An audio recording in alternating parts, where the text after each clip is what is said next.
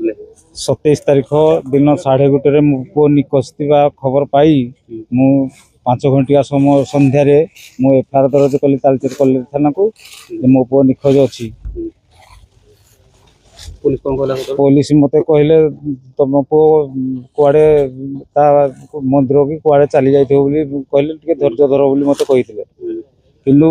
एतिकी अने अने बर्तमान मु आज मन पुअर केमती कोन ठाप होई केमती ठाब दउबी जे मो पुओ को मर्डर करा जायछि मु एति कहली यार फुल तदंत न होले मु तार डेड बॉडी छाड़बी नाही। सेते बेले आपण सेते बेले आपण जाइले थाना को हां पुलिस सहयोग करि थांता हां पुलिस सहयोग करिथिले किछिटा मु फला फल पाई थांदी एतरे मु कहि जनता को कहि रखु जे पुलिस प्रशासन रो अवहेलता हेतु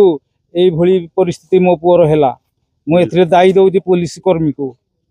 ताकर बेपरवा हेतु मो पुअर आज एई भली परिस्थिति हेछि।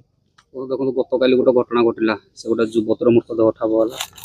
पुणी आज पुणी आपन पुअर गोटे मृतदेह ठाब होइछि पुणी पुलिस रो कार्यदक्षता ऊपर आपन केमती प्रश्नवाची एतरे कार्य दक्षता पुलिस कर्मी मानकर बहुत अवहेला